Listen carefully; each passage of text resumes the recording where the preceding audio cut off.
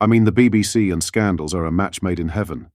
Constantly, they find themselves in ordeal after ordeal, and now they have exposed on their crazy comments on Trump's election with staff members comparing it to the Nazis.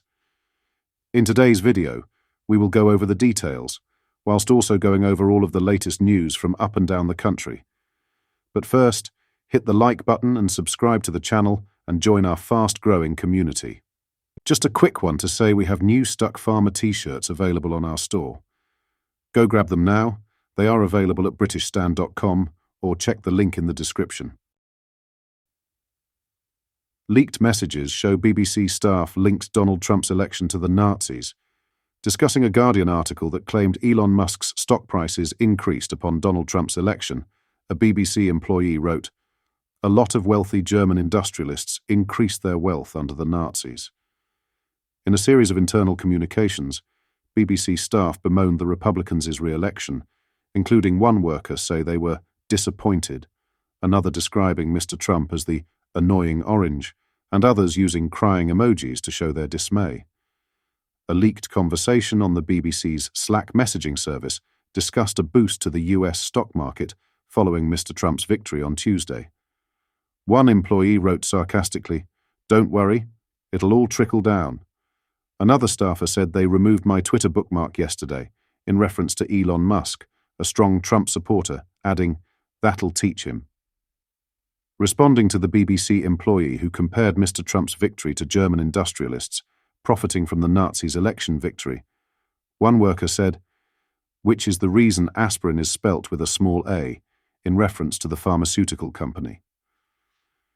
A BBC source said, "This is yet more evidence of BBC staff's deranged view of Trump as a Nazi.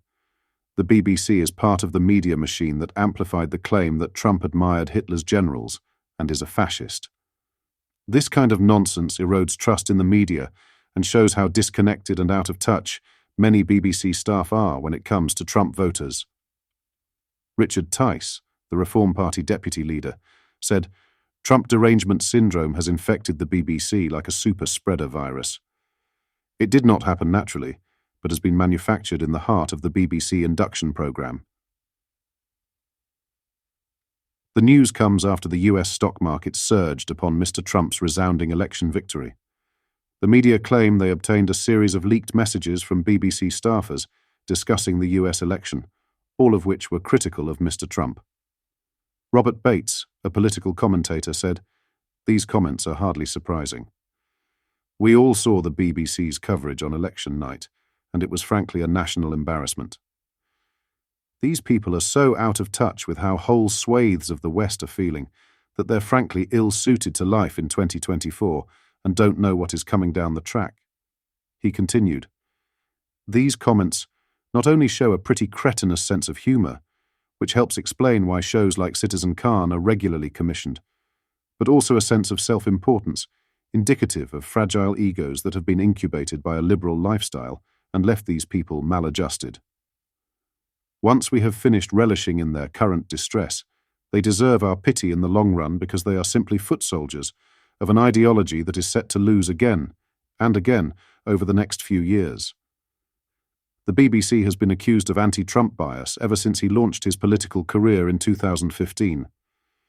In 2020, the broadcaster found that an article published on its website showed partisanship against the then US president. The BBC found that the article breached its code for impartiality and expressed the journalist's views rather than a professional opinion.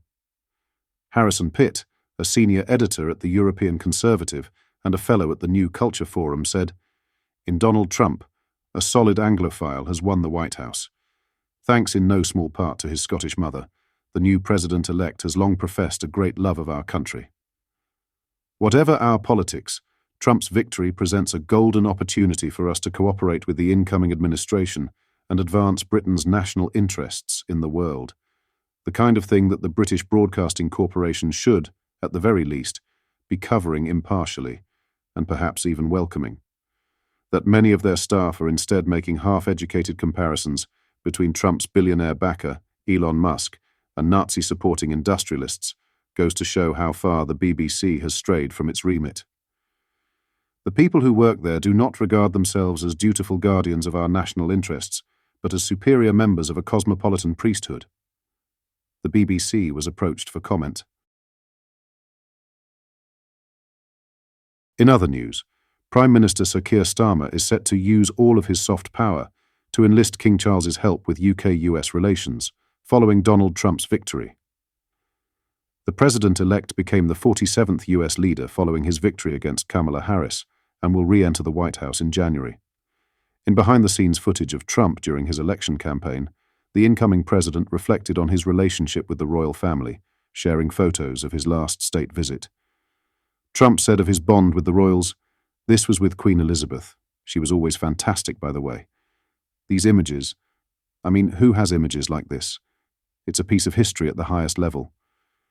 Here's Charles, so beautiful. Hopefully he's going to be well because he's a really good person. Camilla is fantastic. You get to know them so well."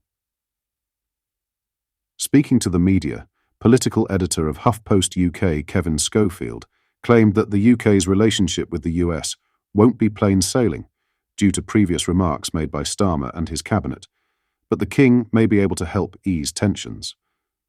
Schofield explained, "There is a familial link there for Donald Trump with Great Britain. However, it is going to be quite rocky. We've heard a lot of warm words so far from Keir Starmer, but it's not so long ago that the Republican Party and the Trump campaign were accusing Labour of election interference. And we know what David Lammy and other members of the cabinet said about Donald Trump when he was president the last time. These things can't be unsaid, so it's not going to be plain sailing." Noting the King's role in helping the UK fix their relationship with the Trump administration, Anne Diamond claimed that Starmer is thinking ahead with a clever move. Anne told the media, "Keir Starmer is clearly thinking ahead, ignoring Nigel Farage's offer to help ameliorate things, and going for instead the royal family. It's quite a clever move." Agreeing with Anne, Schofield added, "Donald Trump admires the royal family. He likes being flattered, and there's no greater flattery, really, than a state visit. He loves all the pomp and ceremony, and he'd really get a kick out of meeting King Charles again, I'm sure. And yet Labour and the government will be using all the soft power, all the leverage at its disposal, to try and make sure that relations with the White House are as good as possible." When asked by host Stephen Dixon whether Donald Trump will have the same affection for King Charles as he did for Queen Elizabeth, Schofield claimed that because the Republican loves powerful men, he will hold King Charles in high regard.